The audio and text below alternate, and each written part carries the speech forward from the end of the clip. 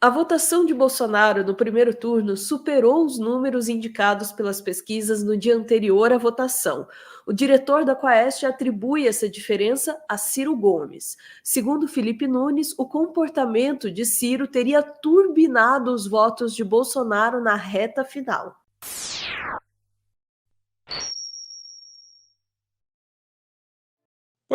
Pois é. Várias explicações para as pesquisas que nem sempre conseguiram acertar dentro da margem de erro, se bem que pesquisa não tem que acertar, né? A pesquisa é um retrato do momento, diz o bordão, né? E aí, de um momento para outro, tudo muda. Mas eu sei que você não queria segundo turno.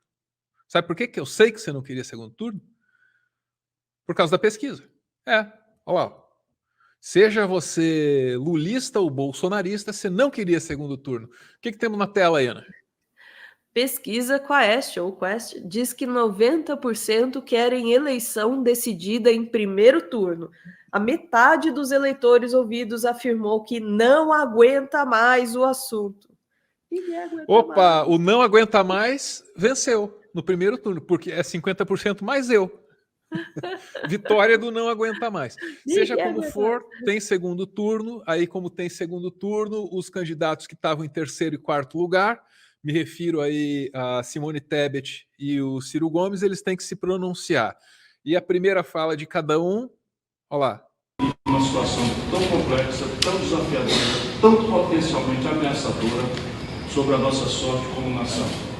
Por isso eu peço a vocês que me deem mais algumas horas para conversar com os meus amigos, conversar com o meu partido, para que a gente possa achar o melhor caminho, o melhor equilíbrio, para bem servir a nação. Caiu ali um buquê de rosas no chão ali, fez um barulho. Então, Roberto, acelere a decisão do Cidadania, peço ao MDB que faça o mesmo e ao PSDB e Podemos que façam o mesmo. Só não esperem de mim. Eu, que tenho uma trajetória de vida, de luta pelo país, neste país que tanto precisa de nós, de reflexão, mas de ação, não esperem de mim omissão. Tomem logo a decisão, porque a minha já está tomada. Bom, é mais ou menos a mesma coisa, mas põe aí uma ênfase no mais ou menos, porque um disse assim, vamos decidir, e a outra disse, o pessoal que está comigo que decida, que eu aqui já sei, né? E ao que tudo indica, ela vai dar apoio a Lula, até porque senão ia ficar flagrantemente assim constrangedor e contraditório com a excelente atuação dela na CPI da pandemia, diga-se, né? A gente pode discordar aí dessas ideias liberais, essa coisa de tem que vender tudo, né? Mas não dá para dizer que na CPI da pandemia ela não trabalhou, trouxe ali dados que fazem toda a diferença para a maneira como a gente enxerga hoje a maneira como o Brasil lidou com a pandemia. Mas enfim, tá aí. Agora a gente vai ouvir o brother aí da Quest, ou da Quaest, prefiro falar Quest, o Felipe Nunes. Felipe Nunes, ele se vê na função de explicar por que a última pesquisa Quaest mostrava o Bolsonaro com 33% dos votos válidos, e aí quando chega na urna o Bolsonaro tem 43%, né? E aí quando ele vai falar com o UOL, ele diz alguma coisa como, o que rolou aí foi, os votos do Ciro migraram tudo pro Bolsonaro. Então não fui eu que errei, é o Ciro lá que mandou os votos deles para as cucuia. Olha lá, ó. Pesquisas não conseguiram mostrar a tendência de voto nos estados e não conseguiram captar o voto do presidente Jair Bolsonaro. Então, Fabíola, eu acho que esse é o assunto do dia, né? Ontem à noite eu participei de vários programas exatamente conversando sobre isso, mas tenho certeza que a população acordou com essa questão na cabeça. Eu tenho uma interpretação um pouco diferente desta, né? Vou tentar apresentar aqui os meus argumentos. O primeiro é que a gente passou a eleição inteira dizendo que pesquisa não é prognóstico, pesquisa é diagnóstico, e aí é impressionante, porque chega no dia da eleição, parece que todo mundo se esquece disso e cobra das pesquisas algo que elas são incapazes de fazer, que é adivinhar o que o eleitor vai fazer. O eleitor não assina um documento com o Instituto dizendo assim, olha, eu disse isso e vou fazer isso. Não é assim que funciona, né? No entanto, as pesquisas têm um papel fundamental que é de nos ajudar a entender, e é sobre isso que eu queria jogar foco, os movimentos que estão por vir. Eu vou ficar em dois exemplos.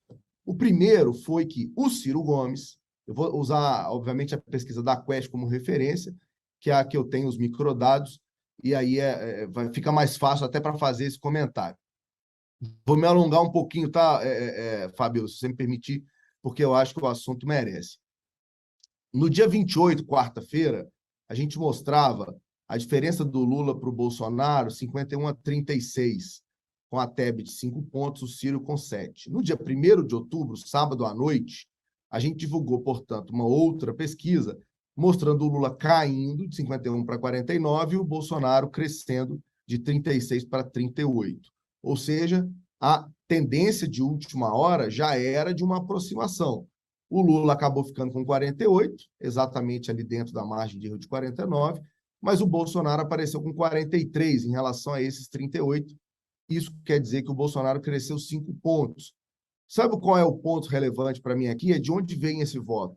E olha só, ao contrário do que a gente imaginava, e isso para mim é relevante, o eleitor do Ciro Gomes, que saiu do Ciro, o Ciro que aparecia com 7 pontos no dia 28, aparecia depois com 6 pontos no dia 1º, terminou a eleição com 3. Quer dizer, houve aí aproximadamente 3 pontos de eleitor do Ciro Gomes que voltou, que foi embora, não para o Lula, mas para o Bolsonaro. Ou seja, o voto útil que a gente observou na reta final do Ciro foi todo na direção de Bolsonaro. Por que isso é relevante?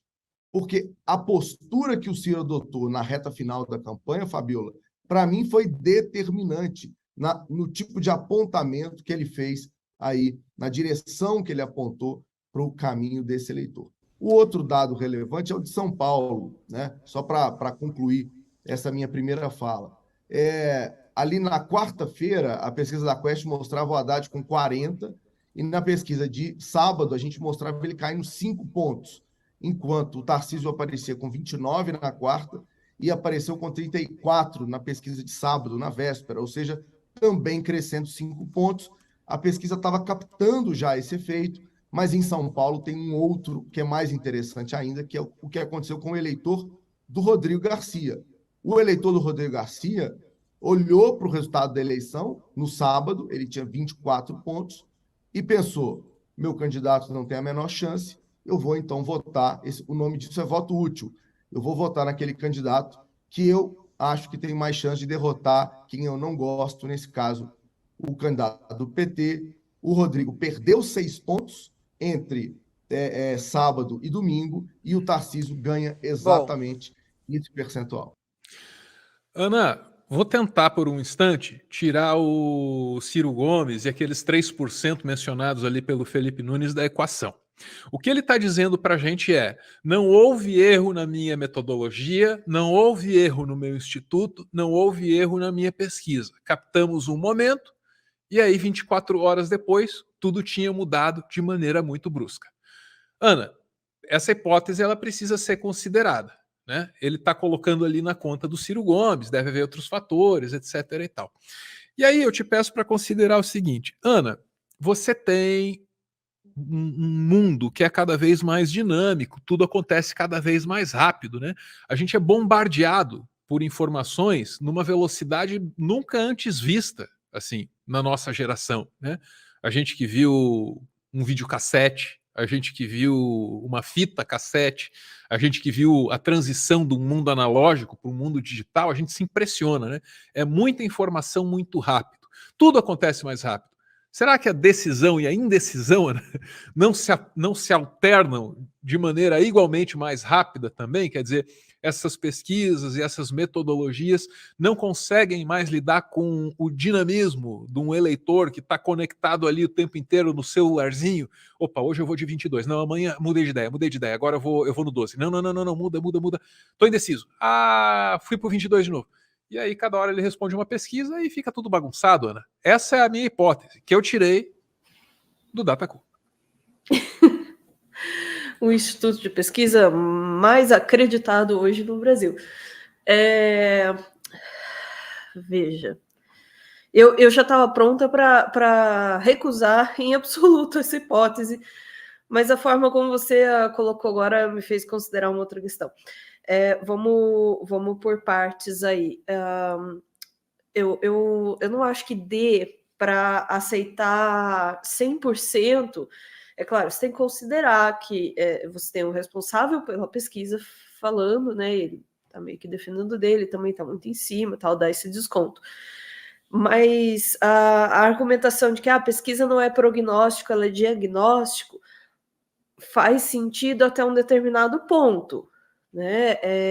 Não, a pesquisa não tem a capacidade de prever o que vai acontecer.